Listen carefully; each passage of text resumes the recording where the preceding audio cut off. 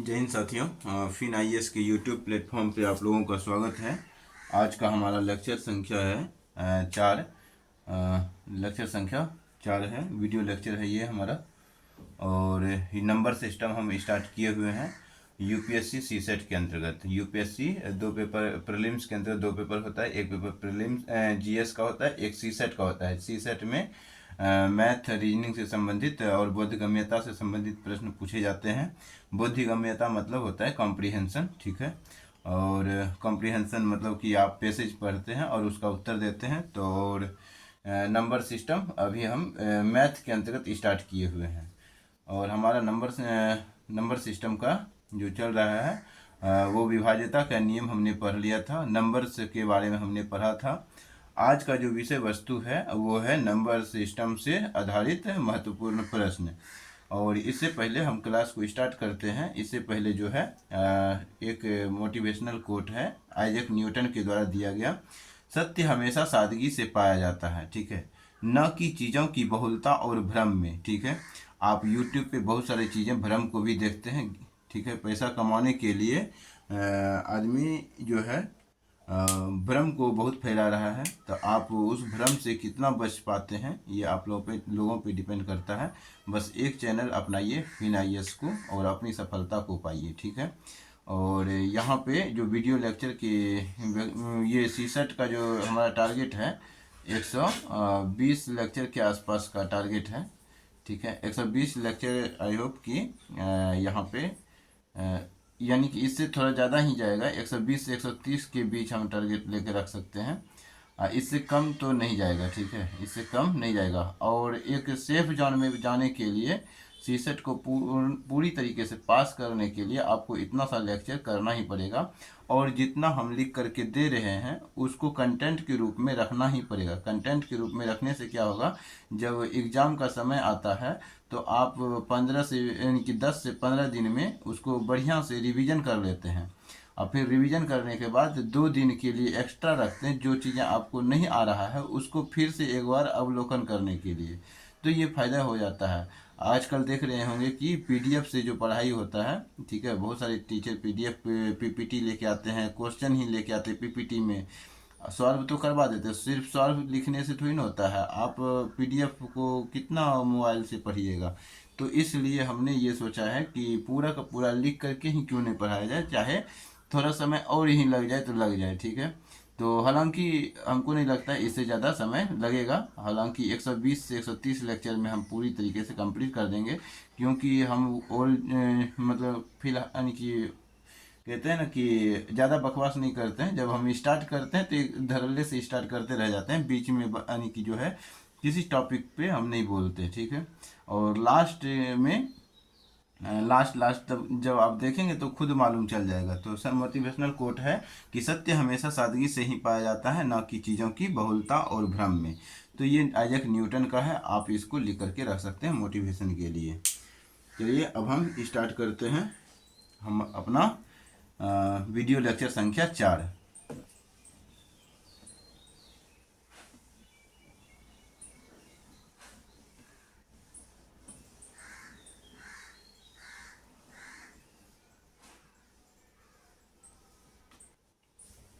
और इसके साथ साथ हम बता दें कि हमारा हिंदी साहित्य का भी बैच चालू हो चुका है। और इसका भी हम 350 घंटे के टारगेट लिए हुए हैं, जो कि फरवरी 2027 यानी 15 फरवरी 2027 का हमारा टारगेट है कि कंप्लीट हो जाएगा हिंदी साहित्य भी। यानी कि प्रीलिम्स का एग्ज़ाम के बहुत पहले ही हम ख़त्म कर देंगे।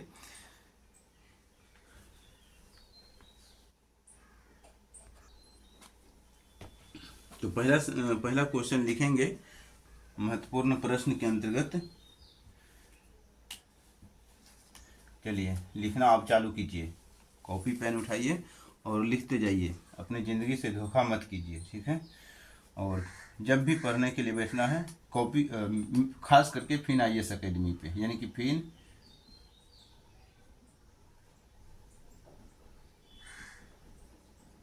फिन आईएएस पे जब भी आपको पढ़ना है तो आप पेन और पेपर ले करके ही आएंगे तो फायदा रहेगा, क्योंकि हम पूर्णतः लिख करके ही पढ़ाते हैं, किसी भी प्रकार से पीडीएफ का यूज नहीं करते हैं। तो पहला क्वेश्चन जो कहता है, पहला क्वेश्चन हम लिखेंगे कि अगर कोई संख्या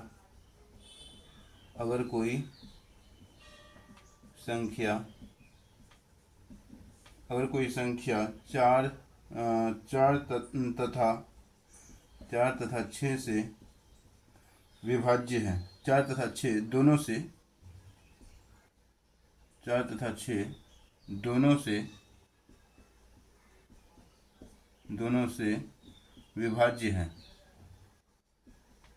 विभाज्य है, तो क्या वह 24 से अनिवार्य रूप से यहाँ पे एक शब्द आया अनिवार्य, ऐसा ही यूपीएससी शब्द लिखता है, ठीक है। अनिवार्य रूप से विभक्त होगा,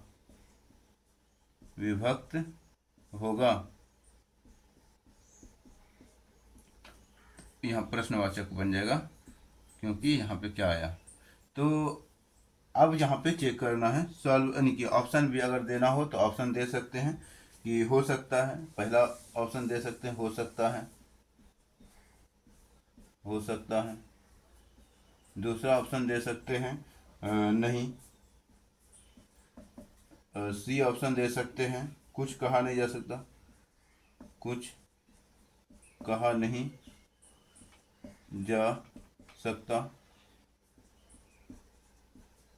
और डी ऑप्शन दे सकते हैं कि ए एवं बी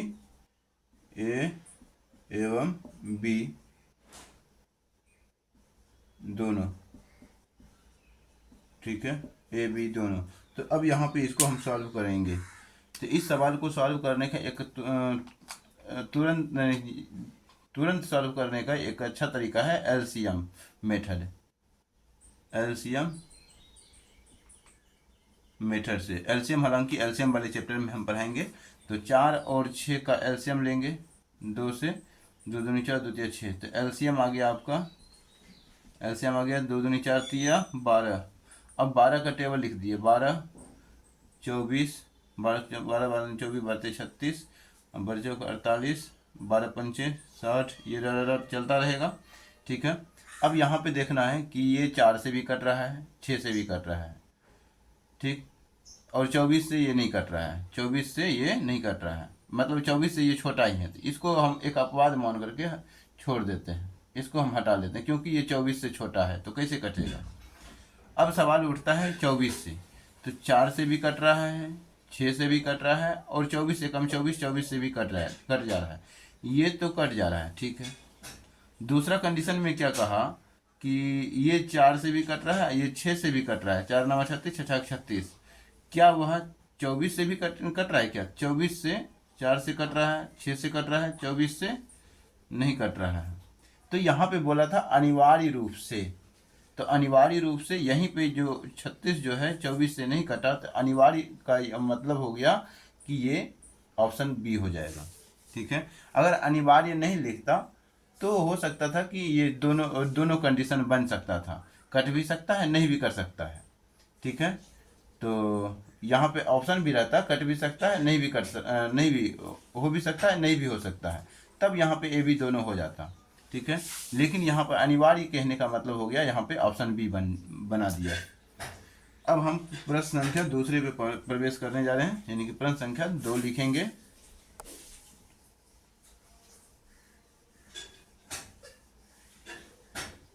एकदम लिखते रहना है अब, बिना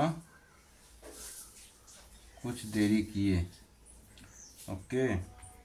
अगर पसंद आए तो फिर लाइक करना है, नहीं तो अगर क्या दिक्कत आ रहा है उसमें अपना फीडबैक भी देते जाना है।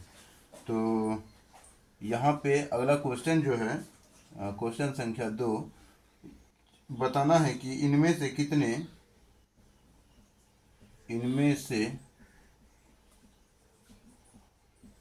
कितने अभाज्य संख्या है, अभाज्य संख्या है। एक है एक जो संख्या 173 है, दूसरा जो संख्या है 341 है। ऑप्शन तीसरा जो संख्या है, वो है 437। ठीक है, और नीचे दिए गए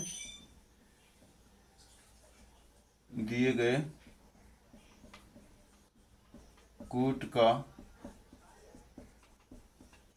प्रयोग कर सही विकल्पों का या सही विकल्प का चयन करें। सही विकल्प का चयन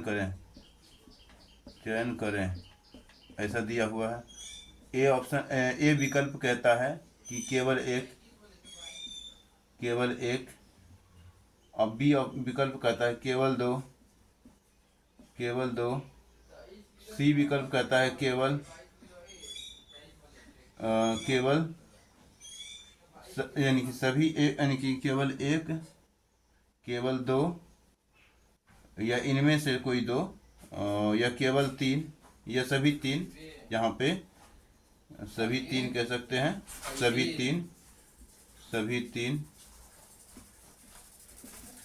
तीन। और डी में ऑप्शन में कह सकते हैं कोई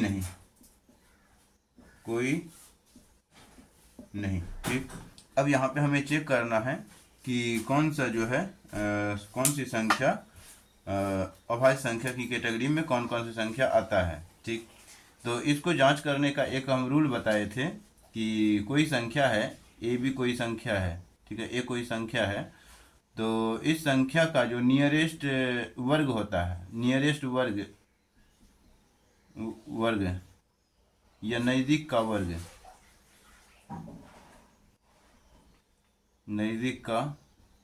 देखते हैं, वर्ग। ठीक है, तो अब मान के चलिए कोई संख्या है, नज़दीक का वर्ग क्या होगा।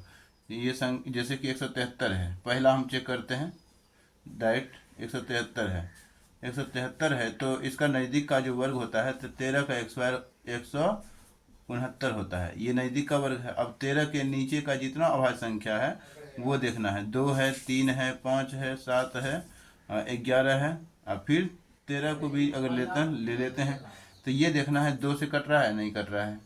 3 से कट रहा है, नहीं कट रहा है। 5 से नहीं कटेगा। 7 से कटेगा, नहीं कटेगा।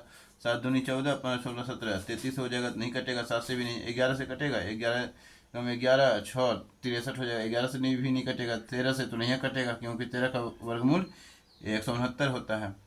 इस प्रकार से ये तो नहीं हुआ, पहला नहीं हुआ। दूसरा अब चेक करेंगे, 341 है।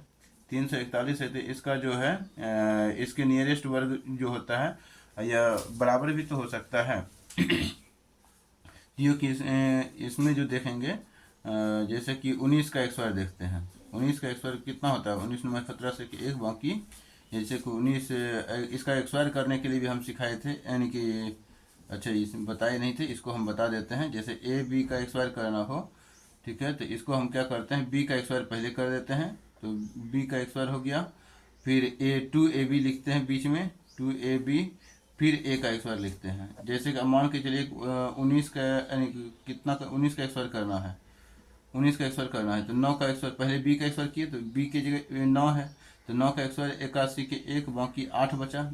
फिर A B, A B into मतलब 9 एकम 9 और फिर 2 से गुना, 9 एकम 9 दूनी 18, 18 प्लस 8 बाकी था, 18 4 22, 4 26 के 6 बाकी हो गया 26 के 6 बाकी 2, तो 1 का स्क्वायर 1 अब प्लस 2 तो 3 हो गया 361।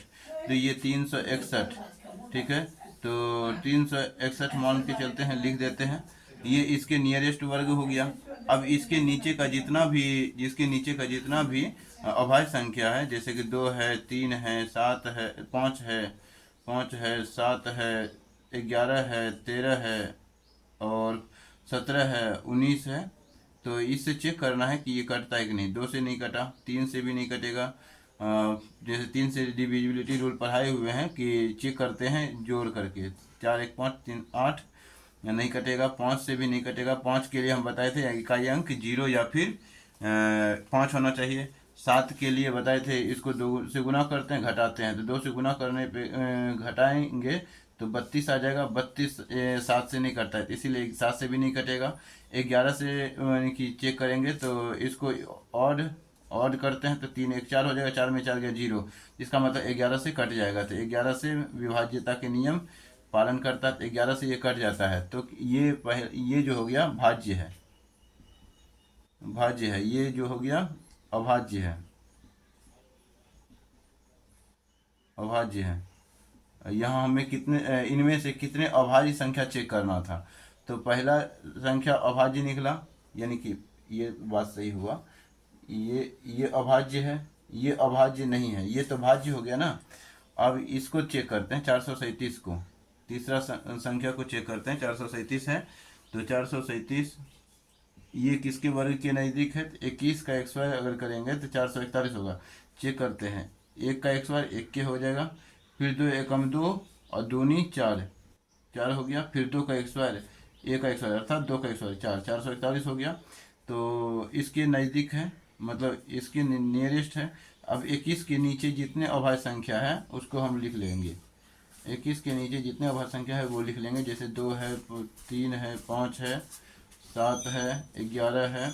अभाज्य संख्या के बारे में हमने बताया था, ऐसी संख्या जो 2 से कटे और अपने ही अंक से कटे वो संख्या को अभाज्य संख्या कहते हैं। 2 3 5 7 11 13 17 13 17 19। तो यहाँ पर भी चेक करेंगे तो 7 इकाई अंक 2 से नहीं कट रहा है, इकाई अंक जो है 2 से नहीं कटता है, तो इसीलिए ये नहीं कटेगा। और 3 से भी चेक करें तो 7 4 11, 11 3 14 हो जाता है, 3 से भी नहीं करता है, 5 से भी नहीं करता है, इकाई अंक नहीं है, 0 या 5। 7 से भी नहीं करता है, 7 से जैसे इसको 2 से गुना करेंगे, घटाएंगे तो 2 से गुना करेंगे 14 घटेगा तो कितना बचेगा, 14 3 42, 14 ने 28, 29 बच जाएगा, नहीं कटेगा। 7 से 11 से करता है क्या, 7 4 11, 11 में 3 गया, तो इसको और करेंगे, इसको और करेंगे तो 7 4 11, 11 में 3 गया, तो 11 में 3 जाएगा, तो फिर भी कितना बच जाएगा, तो 11 में 8 बचेगा, तो 8 11 यानी 11 नहीं कटता है 11 से। तो फिर 13 से चेक करेंगे, 13 से चेक करेंगे तो 13 दूनी 26, 13 39, 39 प्लस 5 39 39 39 40 3 43 47 बचता है, तो 13 से भी नहीं कटता है, 13 से भी नहीं कटेगा। और 13 से भी नहीं कटेगा, 17 से चेक करेंगे, 17 दूनी 34 और 34 प्लस 6 40 6 3 9 9 97, 17 से भी नहीं कटेगा। 19 दूनी 38, 38 5 43, 19 57, 19 से कट जाता है, तो 19 से कट जाता है, तो ये भी भाज्य हो गया, भाज्य हो गया। ये भी भाज्य हो गया, ये भी भाज्य हो गया, तो ये भी नहीं होगा, तो केवल इनमें से एक है, तो केवल ऑप्शन क्या हो जाएगा, एक हो जाएगा। इसीलिए ऐसा सवाल देता है कि उतना आसान नहीं होता है चेक कर पाना, ठीक है। तो इस कारण से इस सवाल को देने की संभावना बन जाता है ऐसे सवाल को। अब हम अगले सवाल की ओर जा रहे हैं। आई होप कि समझ में आ गया होगा।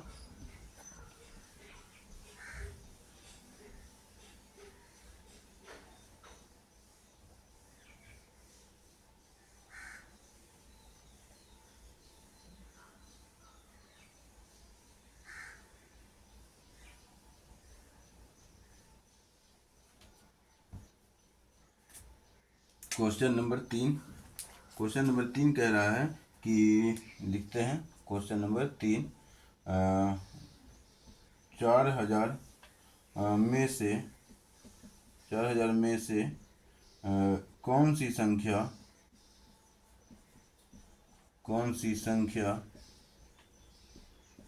4000 में से कौन सी छोटी से छोटी संख्या लिखेंगे। 4000 में से कौन सी संख्या या कौन सी छोटी से छोटी संख्या, छोटी से छोटी संख्या, 4000 में से कौन सी छोटी से छोटी संख्या संख्या घटाई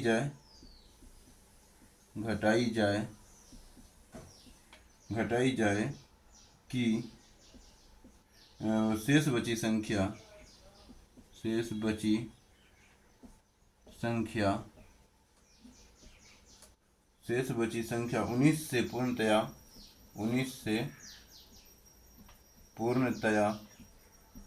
विभक्त हो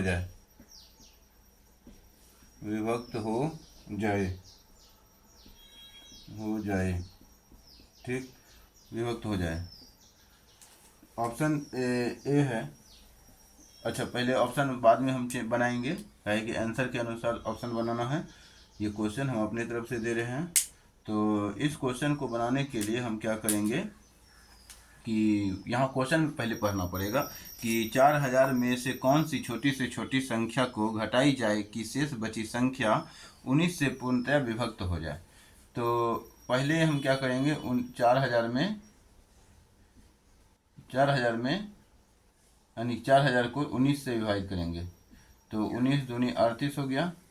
यहाँ बच गया कितना, यहाँ बच जाता है 2, फिर 0 लिखेंगे, 19 से कम 19, फिर आ जाएगा 1, फिर यहाँ 0 आ गया। तो ये 10 आ जाता है शेष। अगर छोटी से छोटी संख्या बोला है घटाने के लिए, ठीक है, या तो हम अगर जोड़ने की बात होता तो अगर 9 जोड़ देते ना, 10 9 19 हो जाता। तो यहाँ भी 9 जोड़ करके हम क्या क्या ज्ञात कर सकते हैं, जोड़ करके भी ज्ञात कर सकते हैं। 4009 हो जाएगा, जो कि यानी कि ये जोड़ने से निकल रहा है, लेकिन यहाँ भी बोल रहा था घटाने की बात बोल रहा है। तो घटाने की बात अगर हम 10 इसमें से घटा दें तो 4000 माइनस 10 तो इक्वल टू 3990 3990 निकल जाएगा, ठीक है। तो 3990 निकलेगा। तो क्या ये संख्या 19 से विभाजित है? 19 से चेक करना है। 19 दूनी 38, 1 बचेगा, फिर 19 से कम 19, यानी 19 गुना 10 कीजिएगा तो ये कट जाएगा, ठीक है। तो ये 19 से विभक्त है, 19 से विभक्त है। लेकिन यहाँ पे सवाल ये नहीं था कि ये आंसर नहीं होगा। ऑप्शन अब यहाँ पे दे देते हैं 3900। देखिए यहाँ पे 2 ऑप्शन देते हैं, 3990 ऑप्शन बी ऑप्शन देते हैं। ऑप्शन बी जो ऑप्शन देंगे हम, ऑप्शन ए है 3990, ऑप्शन बी जो ऑप्शन कहेगा वो 10 होगा। ऑप्शन सी जो होगा वो हो जाएगा 4009 होगा। ऑप्शन डी होगा कोई नहीं। अब यहाँ पे सवाल उठता है, इस सवाल का आंसर क्या है? इस सवाल का आंसर 10 है, क्योंकि यहाँ पे बोला है कौन सी छोटी से छोटी संख्या घटाई जाए। कौन सी छोटी से छोटी संख्या घटाई जाए? कौन सी छोटी से छोटी संख्या घटाई जाए? तो क्या घटाए 10 घटाए। 10 घटाने के बाद जो प्राप्त होगा संख्या वो 19 से पूर्णतया विभक्त है, ना कि हमसे ये संख्या पूछ रहा था, ठीक है। और तो ये इस क्वेश्चन का आंसर हो गया ऑप्शन बी। अब इसी क्वेश्चन में हम लिख सकते हैं कि क्वेश्चन में हम दे सकते हैं और होमवर्क के रूप में दे सकते हैं, हालांकि हम बता भी दिए, ठीक है। आप कमेंट में इसका आंसर करेंगे, अगर जो देखेंगे, जब भी देखेंगे, जिस समय भी देखेंगे, ठीक है, आपके पास जब वीडियो पहुंचे, जब भी देखिएगा तो इसका आंसर बनाने का प्रयत्न कीजिएगा। तो यहाँ पे क्वेश्चन के लिखते हैं 4000, सेम क्वेश्चन ही है लेकिन थोड़ा सा अलग कर देते हैं। 4000 में कौन सी छोटी से छोटी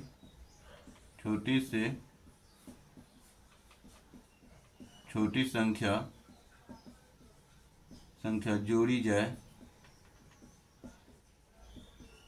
कौन सी छोटी से छोटी संख्या जोड़ी जाए कि वह 9 से पूर्णतया 9 से पूर्णतया विभक्त हो जाए, विभक्त हो जाए, ठीक। तो अब इसमें जो है ऑप्शन भी हम दे ही देते हैं। ऑप्शन दे देते हैं 19 है, ऑप्शन बी में दे देते हैं 9, ऑप्शन सी में दे देते हैं जैसे कि 29 दे सकते हैं, ऑप्शन डी में दे देते हैं 28। तो आपको चेक करके आंसर करके बताना है कमेंट के माध्यम से, ठीक है।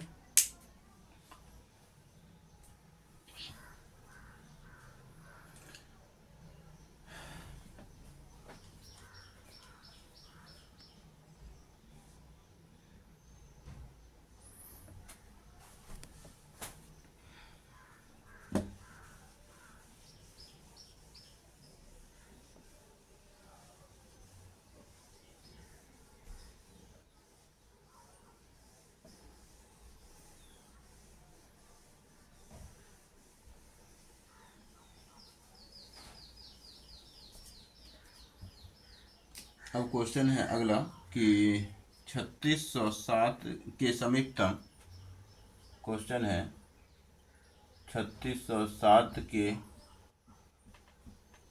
समीपतम 3607 के समीपतम वह कौन सी संख्या है जो वह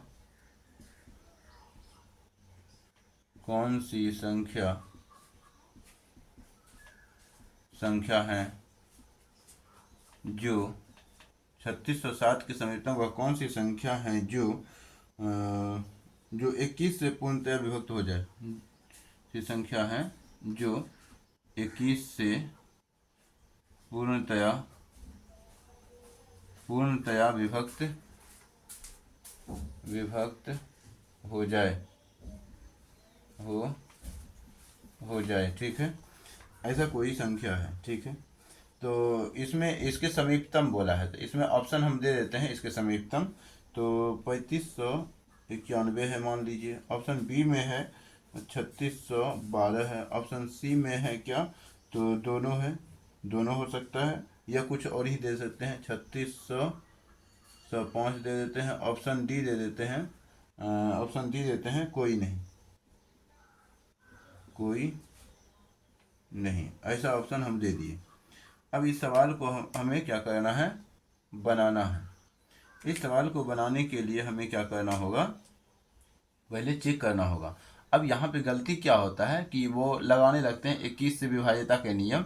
जैसे 21 को गुणनखंडन करेगा 3 और 7, जितना देर में ये करेगा, अलग से इसको विभाजित करेगा, अलग से इसको विभाजित करेगा, फिर चेक करेगा 21 से विभाजित करके उसके नज़दीक चेक करेगा, तब तक में तुरंत आंसर निकाला जा सकता है। 21 से विभाजित करेंगे 3607, तुरंत आंसर निकालने के लिए 21 आ जाएगा एक बार में, तो यहाँ 5 आ गया, यहाँ पे आ जाएगा कितना, 1 आ जाएगा। फिर 0 उतारेंगे तो 20 पंचे 100 होता है, 20 छक्के 20 से 20 सत्ते 40, तो 7 बार में 7 एकम 7, 7 दूनी 14 हो गया, तो 147 आ गया। फिर यहाँ पे 3 बचेगा और ये खत्म हो जाएगा, ये 37 हो गया। फिर यहाँ पे आ जाएगा 21 एकम 21, तो 21 आ जाएगा। तो यहाँ पे बच गया कितना, यहाँ पे बच गया 6, यहाँ बच गया 1, 16 बच रहा है। 16 बच रहा है, तो इसके समीपतम पूछ रहा है, तो इसमें 5 अगर ऐड कर दें, या तो 16 घटाना पड़ेगा, या तो 16 घटाएंगे, तो 16 तो घटा नहीं सकते, 16 घटाएंगे तो बहुत ज़्यादा कम हो जाएगा, ठीक है। एक 16 अगर घटाएंगे, एक संख्या क्या हो सकता है, 2 संख्या प्राप्त हो सकता है। एक तो 16 घटा करके प्राप्त कर सकते हैं, एक 5 जोड़ करके भी प्राप्त कर सकते हैं। जैसे कि अगर दोनों को जोड़ेंगे 16 5 21 हो जाएगा, तो यहाँ 5 जोड़े तो यहाँ भी 5 जोड़ सकते हैं, तो 3607 प्लस एक बार 5 कर सकते हैं, तो ये 3612 निकल जाएगा। और दूसरा हम क्या कर सकते हैं, 3607 में 21 घटा सकते हैं, तो घटा करके यहाँ जो निकालेंगे कितना प्राप्त होगा, तो 6, 12 में 2 गया 8, यहाँ बचेगा कितना, तो यहाँ बच जाएगा 5, यहाँ बचेगा 3, तो 3586। एक ऑप्शन हम ये भी दे देते हैं 3586, ठीक है, 3586 ये ऑप्शन दे दिया। अब 2 आंसर हो सकता है, एक ये भी आंसर हो सकता है, एक ये भी आंसर हो सकता है, लेकिन यहाँ पूछा था समीपतम, यानी कि किस संख्या के समीपतम। ये 3607 के समीपतम देखना है कौन सा है, ये है कि ये है। 3607 के समीपतम जो है ये संख्या है, इस कारण से ऑप्शन ये होगा, ठीक है, ऑप्शन ये नहीं होगा, ठीक है। 2 ऑप्शन इसका संभावना बनता था, तो इस कारण से ऐसे क्वेश्चन को भी देने का संभावना बन जाता है यूपीएससी के CSET में, ठीक है। क्यों बनता है, क्योंकि यहाँ पे 2 ऑप्शन हो सकता है, लेकिन समीपतम जैसे यहाँ पे बोल दिया समीपतम, एक शब्द बोला है समीपतम, तो हमें जो है इसके समीपतम को देखना है, कौन जो है 21 से पूर्णतः विभक्त हो रहा है, तो अब जो समीपतम है यही संख्या समीपतम है। ठीक, अब कैसे ज्ञात किए, तो डिवाइड किए, जो बच गया जो आया, तो अब ये देखेंगे कि घटाने से हमारा समीपतम बन रहा है कि जोड़ने से समीपतम बन रहा है, तो जोड़ भी सकते हैं घटा भी सकते हैं, तो जिससे हमारा समीपतम निकल जाए वही आंसर निकाल सकते हैं। ठीक, आई होप कि ये क्वेश्चन आपको समझ में आया होगा। अब हम इसको हटा दे रहे हैं।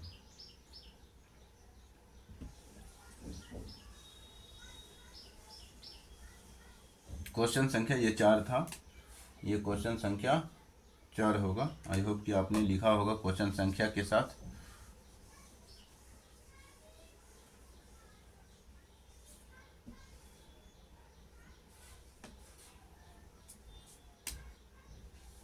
क्वेश्चन संख्या 5 लिखना है। क्वेश्चन संख्या 5 जो है कुछ इस प्रकार से आप सेट कर सकते हैं, दे सकते हैं, लिख सकते हैं कि किसी संख्या को 342 से भाग देने पर, लिखेंगे किसी संख्या को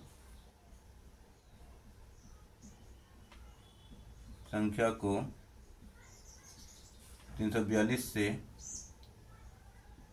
भाग देने पर,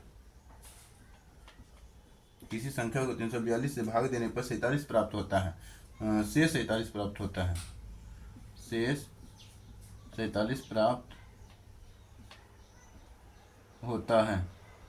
किसी संख्या को 342 से भाग देने पर शेष 47 प्राप्त होता है। इस संख्या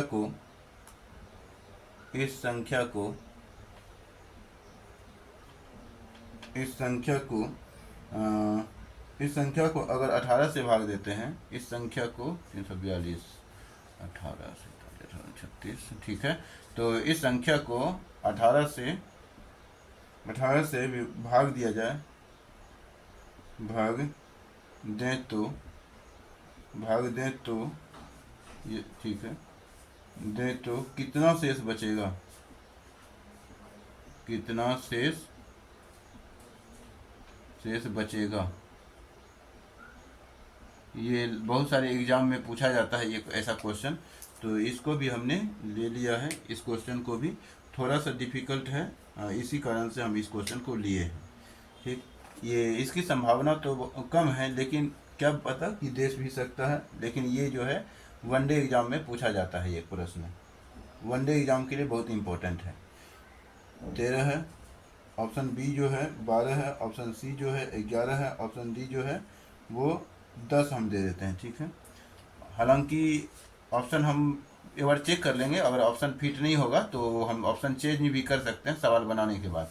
ये अपने मन से हम ऑप्शन दिए हैं, तो देखते हैं क्या होता है।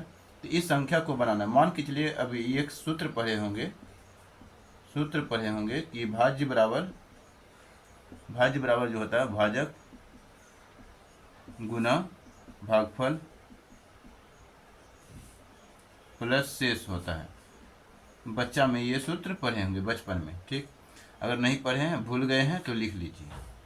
अब यहाँ पे कह रहा है ये भाज्य को ही संख्या कहा जाता है, भाज्य को ही क्या कहा जाता है, संख्या। क्या बोल रहा है, संख्या को, किसी संख्या को 342 से भाग दे रहे हैं, तो किसी संख्या कोई एक संख्या है, उसको किससे भाग दे रहे हैं, 342 से। 342 से भाग दे रहे हैं, तो भाग देने पर कुछ भागफल भी तो आएगा, अब भागफल जो आएगा उसको हम क्यू मान ले लेते हैं। क्या मान लेते हैं, क्यू, और प्लस शेष जो है 47 प्राप्त हो रहा है। ठीक, यहाँ तक तो ठीक है। अब यहाँ पे ये प्राप्त होता है। अब इस संख्या को, यानी कि ये जो प्राप्त हुआ ना, इस संख्या को क्या कहा, इस संख्या को 18 से भाग देते हैं। अब इस संख्या को 18 से भाग देंगे तो शेष कितना बचेगा, अब जरा सोचिए, 342 क्यू बन गया प्लस 47 बन गया, और इसको हमें कितना से भाग देना है, 18 से भाग देना है। जरा ध्यान देने वाली बात है, 18 से इसको भाग दीजिए, जरा सोचिए, 18 गुना कितना जगह, 18 एकम 18, 18 दूनी 36 हो जाता है, 18 एकम 18 प्लस 16 आएगा, तो 18 नवा 62 88, 19 आ जाएगा, 19 क्यों 19 क्यों आ गया, और फिर प्लस ये तो आ गया, और यहाँ पे अगर देखिए तो ये 18 गुना कितना हो जाएगा, 18 दूनी 36, और प्लस 5 41, यानी 36 प्लस 11, 36 प्लस 11, 36 40, 41, 36 40, 40 47, 7 4 11, ठीक है 11 आएगा। अब बटे में 11 18 भी है, 18 है, तो दोनों से क्या कॉमन ले सकते हैं, दोनों से जो कॉमन ले सकते हैं वो 18 हम कॉमन ले सकते हैं। 18 जो कॉमन ले लेंगे तो 19 क्यों बच जाएगा, प्लस 2 बचेगा, अब बटे 18 है, अब प्लस 11 है, ये तो कट गया, तो ये हो गया ये जो शेष बचा यही ना हमारा शेष बच रहा है, ये 18 से कट रहा है, और ये 18 से कटाने के बाद ये पूरा पूरा 18 से कट गया। अब यही इसी में ना 18 से जो कटाएंगे, 18 से कटाने के बाद जो शेष बच रहा है इतना ही शेष बच रहा है, तो यही आंसर आएगा, ठीक है। तो ऐसा सवाल जैसे पूछा था, जैसे एक्स स्क्वायर प्लस 120 प्लस यहाँ पे 120x, अब प्लस जो है यहाँ पे जैसे यहाँ कर देते हैं 12x प्लस 120x प्लस यहाँ पे कर देते हैं कितना, तो 75, ठीक है 75 कर देते हैं। इसको अगर मान के चलिए किसी संख्या से 12 से भाग देंगे, 12 से भाग देंगे तो ये कट जाएगा, 12 ढंग 20 से ये भी कट जाएगा, लेकिन ये इसको कटाइएगा तो बचा के 72, 6 बार में कटेगा, लेकिन शेष क्या बचेगा, 72 3 75, 3 शेष बचेगा। तो ऐसे सवाल भी पूछा जाता है, ऐसे सवाल भी पूछा गया है, ठीक, यूपीएससी में ये पूछा गया, इस प्रकार का सवाल पूछा गया है।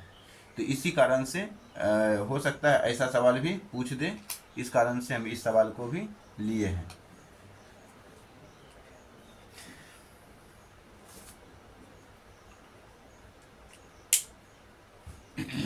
आई होप कि इस क्वेश्चन को भी आपने लिख लिया होगा।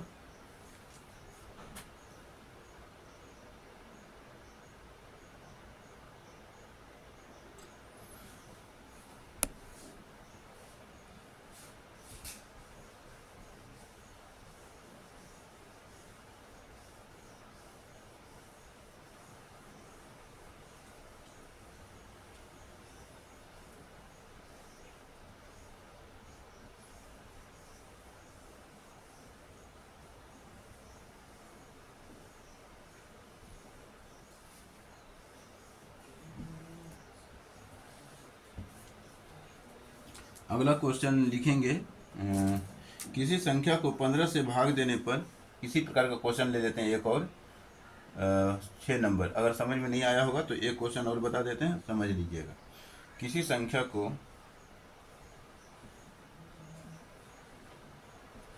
को किसी संख्या को 15 से भाग देने पर, 15 से भाग देने पर, किसी संख्या को 15 से भाग देने पर शेष 12 प्राप्त होता है, प्राप्त होता है। किसी संख्या को 15 से भाग देने पर शेष 12 प्राप्त होता है। इस संख्या को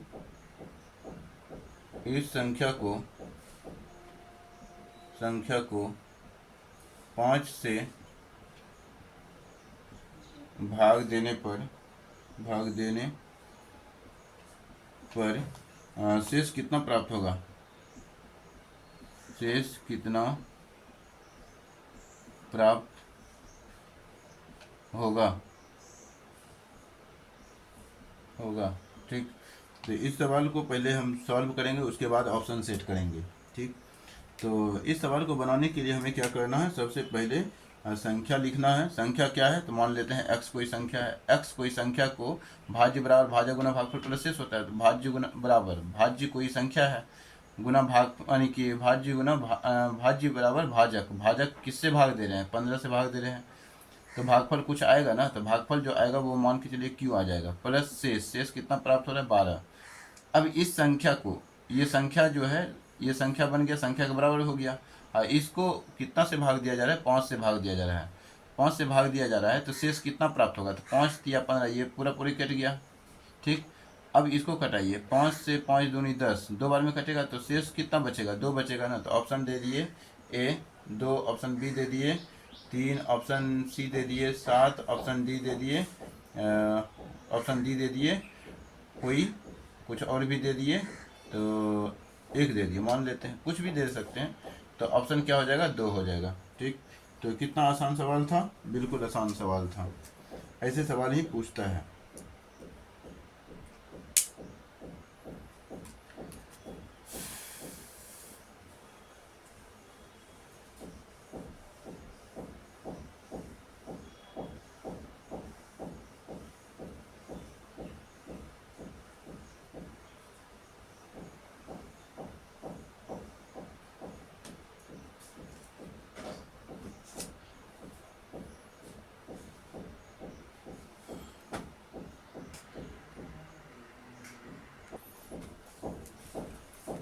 अब कुछ महत्वपूर्ण कॉन्सेप्ट है उसको थोड़ा सीख लेते हैं, फिर क्वेश्चन पे आएंगे अगले लेक्चर में। तो कॉन्सेप्ट है कि even plus even, even plus यानी कि सम, इसको हिंदी में सम बोलते हैं, सम जोड़ सम। ठीक है, बराबर क्या होता है, सम ही होता है। ठीक है, जैसे कि कोई भी संख्या सम को जोड़िए, 2 प्लस 6 तो ये आएगा 8, तो ये सम है, इसीलिए सम जोड़ सम सम ही होता है। सम जोड़ विषम। ठीक है, ये ऑड बोलते हैं इसको इंग्लिश में, विषम को ऑड बोलते हैं। तो सम जोड़ यानी इवन जोड़ ऑड, तो क्या होता है, इवन जोड़ ऑड ऑड होता है। ठीक है, इवन जोड़ ऑड ऑड होता है। जैसे कि यहाँ पे आप कोई भी संख्या सम जोड़िए, 8 जोड़िए प्लस ऑड को लिए 3 ले लीजिए तो 8 3 11, तो ये विषम है। ठीक है, विषम है, अभाज्य संख्या भी है। और ज़रूरी नहीं कि अभाज्य संख्या ही बनेगा हर बार। जैसे कि 8 ले लिए यानी कि 6 ले लिए प्लस 9 ले लिए तो 6 सम है, ये विषम है, तो यहाँ 15 हो गया, ये भी विषम हो गया। तो इसीलिए हम विषम बोलते हैं, ना कि भाज्य अभाज्य बोलते हैं, ये विषम बनता है। तो अगला कॉन्सेप्ट आप ले सकते हैं क्या, ऑड जोड़ इवन, यानी कि विषम, ये तो बता दिए ना, सम और विषम बता ही दिए, ये तो हो ही गया। ठीक है, इसको पहले इसको बाद कोई बात नहीं है। अगला पॉइंट लिख सकते हैं कि या ऐसे लिखें या ऐसे लिखें, कोई फर्क नहीं पड़ता है। अगला पॉइंट लिख सकते हैं ऑड जोड़ ऑड, ऑड जोड़ ऑड यानी कि विषम जोड़ विषम बराबर जो होता है सम होता है। क्या होता है, सम होता है। जैसे कि एग्जांपल देखेंगे, 5 जोड़ 3 8 हुआ, ये भी विषम ये भी विषम, लेकिन बना क्या, सम बना। तो इस कारण से ये ऐसा कॉन्सेप्ट है। जैसे 3 जोड़ 7 बना क्या, 10, ये भी सम। अगला कॉन्सेप्ट ले सकते हैं, इवन मल्टीप्लाई इवन, यानी सम गुना सम बराबर क्या होता है, सम गुना सम इवन ही होता है, मतलब even into even even he होता है। ठीक है, सम मल्टीप्लाई सम बराबर सम संख्या। ठीक। अगला जैसे कि यहाँ पे एग्जांपल दे सकते हैं, 2 गुना 8, कोई भी कुछ भी ले सकते हैं, इवन है तो बना क्या, 16, तो इवन ही है। और इवन इंटू ऑड, क्या होता है, तो ये इवन ही होता है। जैसे कि एग्जांपल ले लेते हैं, इवन है तो 5 यानी कि 8 ले लेते हैं, ऑड है तो कुछ भी संख्या ले लेते हैं, 3 ले लेते हैं, 24 हो गया। तो ये क्या बना, इवन ही बना। अगला एग्जांपल क्या ले सकते हैं, ऑड इंटू इवन, यानी कि वही लिखे हैं, थोड़ा खाली साइड चेंज कर दिए हैं, इस साइड का इस साइड, तो ये भी बनेगा इवन ही। इसमें भी आप एग्जांपल दे देते हैं, 3 ऑड है और 4 इवन है, तो बनेगा क्या, 12, ये भी इवन है ये भी इवन है। और अब लास्ट जो है इसमें लिखते हैं ऑड इंटू ऑड बराबर क्या होता है, ऑड होता है। जैसे एग्जांपल में हम दे सकते हैं, 3 गुना 7 21, ये भी ऑड है, ये भी ऑड है, ये भी ऑड है, तो ऑड ऑड ऑड ही होता है, मतलब विषम विषम विषम। तो ये इस प्रकार से आप कॉन्सेप्ट को लिख करके भी रख सकते हैं। और एक चीज़ और इन थोड़ा कॉन्सेप्ट है, क्या कॉन्सेप्ट है तो वो देख लेते हैं। इसको हटा देते हम।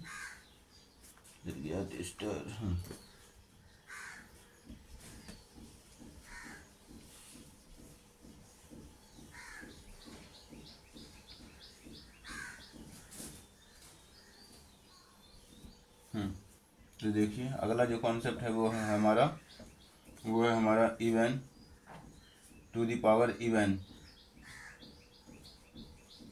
यानी कि सम का पावर सम। तो जो होता है वो सम ही होता है, मतलब इवन ही होता है। ठीक, जैसे एग्जांपल लेते हैं, दो सम है और 2 पावर 4 ले लेते हैं। 2 पावर 4, 2 दूनी 4 दूनी 8 दूनी 16, 16 हुआ, इवन ही हुआ। इस प्रकार से आप अगला देखेंगे तो even to the power odd. अगर सम संख्या के पावर विषम रहे तो वो क्या होता है, तो इवन ही होता है। जैसे एग्जांपल ले लेते हैं, 2 पावर 3, ये सम है, ये पावर विषम है, तो 2 दूनी 4 दूनी 8, सम ही हुआ। ठीक, अगला कॉन्सेप्ट क्या है, ऑड पावर इवन, मतलब विषम का पावर सम, विषम पर पावर सम है। जैसे कि ये जो बनेगा ऑड बनेगा, मतलब विषम ही बनेगा। जैसे कि 3 है, 3 पर पावर कुछ दे दीजिए, सम दे दीजिए, तो 3 किया 9 हो गया, तो ये विषम ही है, ये भी विषम है। अगला जो कॉन्सेप्ट है वो क्या है, ऑड। ऑड है, odd to the power odd, मतलब विषम का पावर विषम, तो ये क्या बनता है, विषम ही बनता है। यानी कि इक्वल टू दे दीजिए, इक्वल टू दे दीजिए, तो ये ऑड ही बनेगा।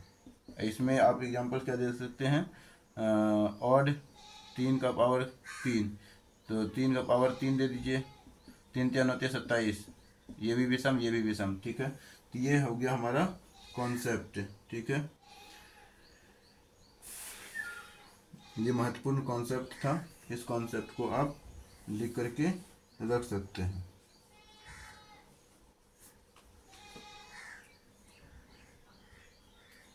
तो आज के लेक्चर को हम यहीं पे विराम देंगे। आज का लेक्चर थोड़ा सा छोटा ही रहने दीजिए।